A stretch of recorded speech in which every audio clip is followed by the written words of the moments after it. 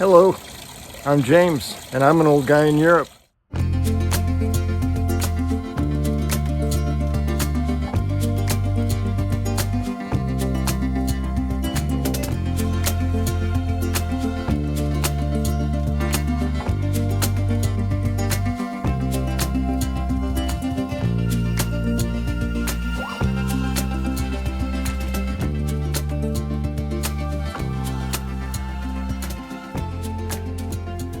Hello, and welcome to another episode of An Old Guy in Europe.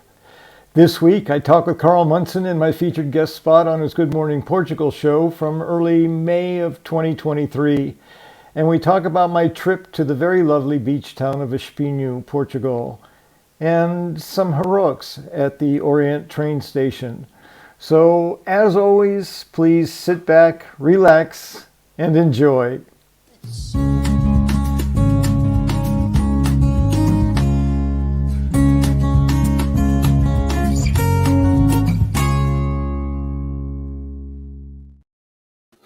Olá, bom dia, alegria. Tudo Bom bem? dia! Oh, hold on a minute. Where's the hat? Where's the stairs? Oh, yeah, different background again. Yes. Oh, and thank you for wearing that very helpful T-shirt. Yeah, I always wear it when I travel. James, how are you? Tudo bem? Como estás? Fantástico, obrigado. E tu? Muito bem. And it's at times like this, I think to myself, maior e o mês em que canto o cuco. What? Say that again. Oh, there it is. But before, I don't want to look at the translation yet. All right. Okay. May is the month in which you sing the cuckoo. The cuckoo sings. When I sing like a cuckoo. No, when the cuckoo sings. Okay. Not bad. It's a month when we all sound a bit cuckoo, I think, with the sap rising and the spring hormones doing something to us. Vai dar banho do cão. What, having a bath of hot chocolate, is that? What? Cão, não chocolate. Oh, Cão. I think you said ukal, the famous... Cão. Yes. Sim. All right. The dog. Bath the dog, of course, yes. We did that last week. Go bathe the dog. Go bathe the dog, mi amigo. Well, where are you, James? What's going on? I'm in Espinho, and I was trying to get the view out my window, but it's just all backlit bright, I see. So let me see if I pull myself out of it, if I can actually show you what's in that window. Oh, Espinho. Hello to you. Oh, that's beautiful, James. And that building right there is the Espinho Casino. And so you're one of your famous gambling weekends where you lose everything and then build it all back up again. That's right. Making my millions doing this show. Rock and roll. That looks fantastic. So Espinho. So I can leave people frustrated now that they can't see the background. Well, we've got a lovely glimpse of it there. May we ask what takes you there? Because I have heard of Espinho, and people speak of it very highly as a possible place to live here in Portugal. It's very beautiful, isn't it?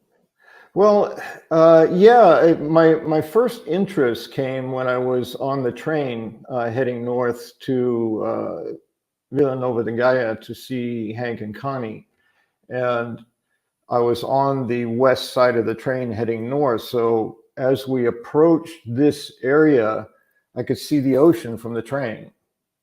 I said, "Oh, that's not far." And then we pulled into a station that was the same distance from the ocean. It was like 3 blocks roughly worth of distance from the train station to the ocean. I said, "Oh, I need to check this out. That's easy access to transportation north-south, Porto to Lisboa, and even possibly the Algarve when you have access to the train. It's next to the ocean, which is where I want to be." So I said to put that on my list of places to explore once I get my driver's license. I've been very frustrated on that one, but as long as I can get on a train, I can still do some traveling. So we'll have a driving license update because people are feeling your pain and wanting to know what's going on. But that is, Look at this. Look, the cowboy hat. In future, could you please take the hat with you on your travels? I've actually got it. It's hanging. course you have. Where is it? It's hanging on the wall, I think, Oh, in the tremendous. entry hall. What? Yeah. Says Joel Denort, Slug's friend. Sans cowboy hat background. I'm properly disoriented. Should I go get it and put it behind my head? I think that would be really helpful if you don't Be back. mind. No. Right. No, he's not really going to do that, but he might next time he's on tour. So, well, I do that myself when I'm traveling around. I like squirreling away possibilities for the future. Sounds like you're quite similar like that. So, Espinho, with its proximity to the railway station, sounds like a good idea for anyone else who doesn't use a car. So, it's a good place to visit when you're a public transport user. Yeah, and it's about 30 minutes by the local train from Porto. So it's easy access from there as well. A little closer from Vila Nova de Gaia, where Hank and Connie are. Yeah. They actually came down and visited yesterday. Being a little further north, it tends to be cooler in general, but only by a couple of degrees. So it doesn't get as hot in the summertime, and it doesn't get quite as cold as often in the wintertime as Ericeira. Now, I'm not at all looking to leave my beloved Ericeira. I love the place, but I want to be open. My initial thought was, okay, well, I'll land here, and then I'll start exploring and see if I get a sense of a more permanent place for me. It's just that my idea was I would be driving around in a rental car, seeing all kinds of places all over Portugal, and it's been a year and a half, and that hasn't happened yet. So. Yes. See my passive aggressive, subtle complaining going on here. I missed it. That was so good. I missed it. Let it go. Let it go. Yes. We'll come back to a driving license update.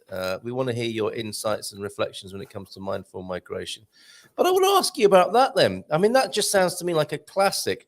It's not gone quite as planned in Portugal story. And we all have those, don't we? Mate, I'm 5 years in, and you know, me and Mrs. M had quite the heated discussion, aka argument, on the way home. Yes, we were away for a weekend, a most beautiful weekend, and every time we go away for a weekend in Portugal, we're thinking, you know, is this somewhere where we might live at some time in the future?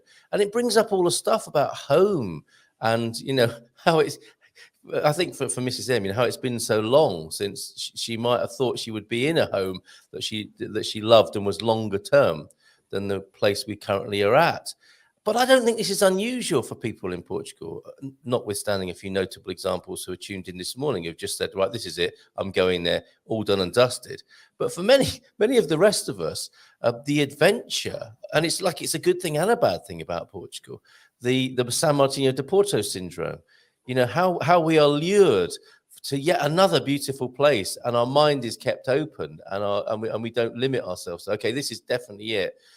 It's quite the thing here in Portugal. People's plans don't go according to plan.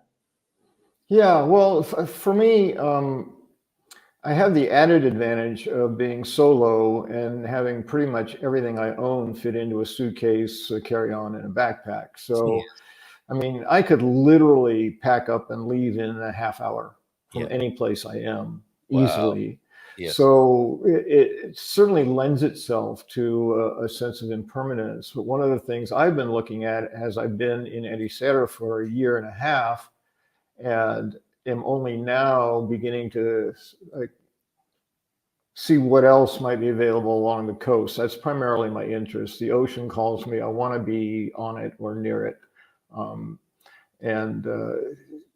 So that helps. There's still a lot of coast, but one of the things I've noticed, and Hank and Connie and I have actually talked about this. One of the things that does happen is even if you land in one place with the idea of it being temporary, you begin to build relationships. You begin to get familiar with where you are, and that feels more comfortable than not being familiar with it.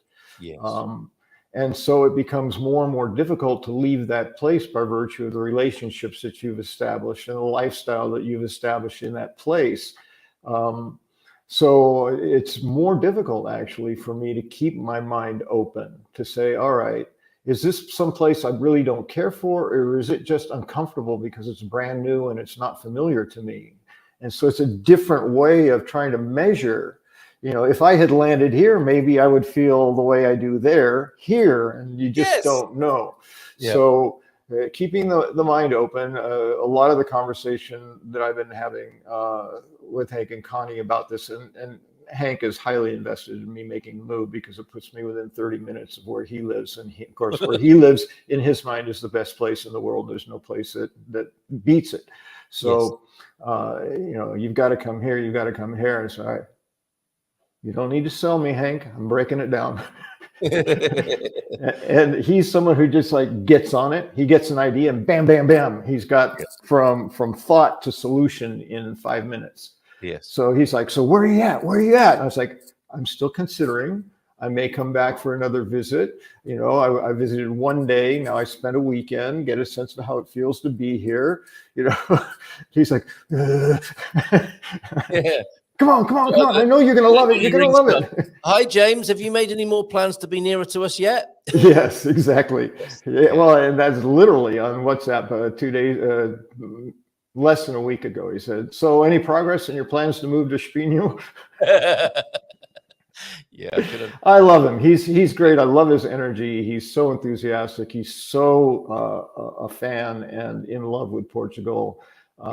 He and Connie bought a new apartment that we were going to be in Ireland this weekend, but then they had to be here this weekend to sign the ownership papers. So we had to change that plan. So I said, okay, well, I was planning on being somewhere anywhere. I'll go to Espinho. And they said, oh, well, we could come visit you because all we have to do is sign the papers. So, oh yeah, and we have to move out of our current place because it's the end of the month.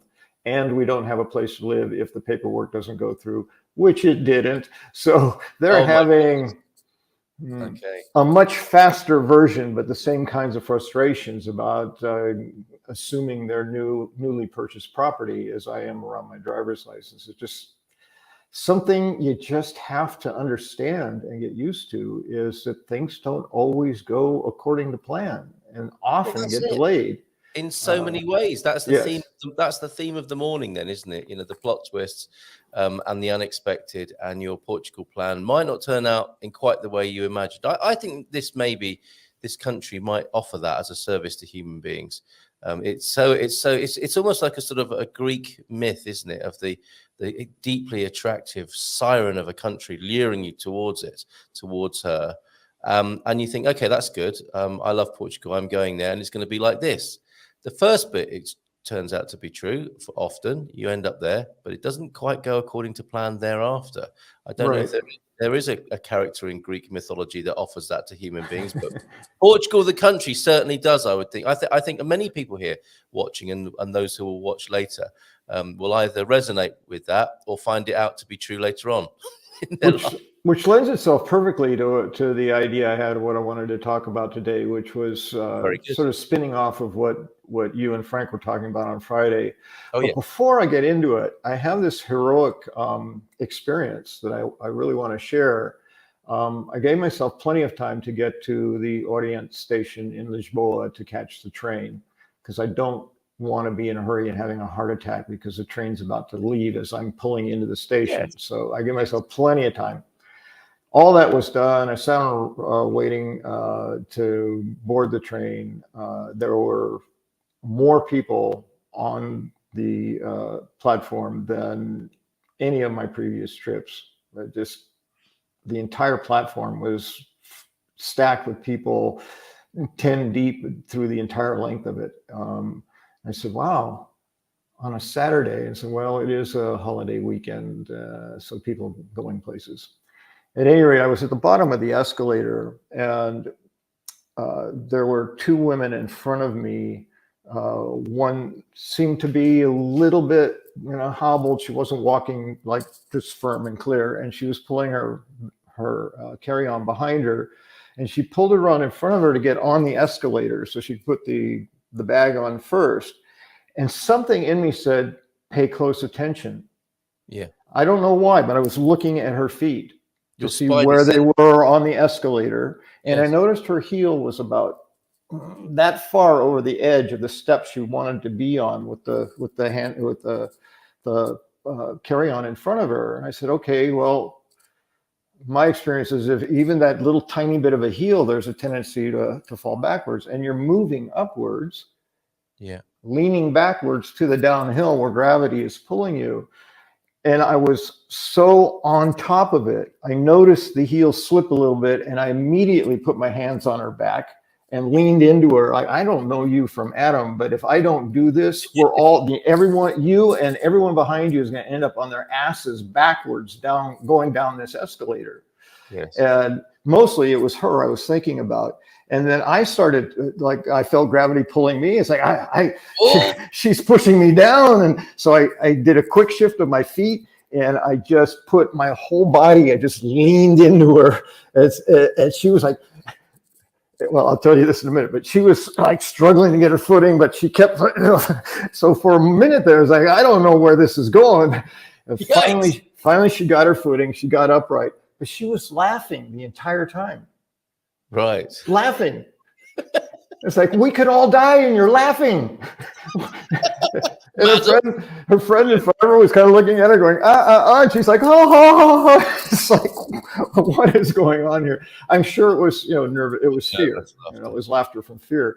But I can't say honestly that I saved a life, but I certainly saved a hospital visit on a travel day for a pair of people who were. And the chaos, the other part of the chaos you mentioned there, as she dominoed back down the escalator, taking other people out as well. And as I said, it was more crowded than ever. So they were people 2 by 2, 10 or 12 steps behind me, all going up the escalator.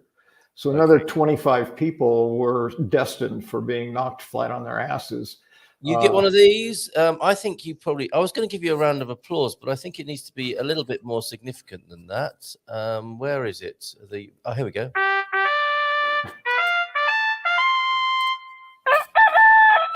Take it, man. Well done. Superb. I think we need a superhero name for you. If we could have. But I knew where I was the whole time. So. As in what? You had presence of mind. You had your T-shirt on. I was here. I was there. That might be what she remembers of this event. She might be telling this story to her family and friends. And I looked around, and this man who was pushing me back up the escalator, and I looked at his T-shirt, and he said, "You knew exactly where he was." Yes. Well, we need a superhero name for you, Hollyman, something like that. Slugman, of course. His spidey senses. Planet Man. And in the movie, James, what would have happened was you'd have squirted slug slime around her and glued her to the escalator. There you go. Yeah. Or made everyone slip and fall, and it was a comedy. No. You can't have that. Well, maybe that's the other. That's what can happen in the comic moments of the new Marvel. What's it called? Concession. Yes. Slugman 2. There are some funny moments where people slip over on the slug slime. Comedic relief is that what they call it? Whatever. Ease the tension. Yeah. A little bit of a counterpoint in the drama of the movie. But there you go. Covering people in slug slime to save their lives and changing the view of slugs. And of course, salt is what you're avoiding throughout the whole movie. And Saltman, the other, your nemesis. Anyway, I think Hollywood will be on the phone to us before the end of the show. Probably, yeah. With that. Some point soon. After this.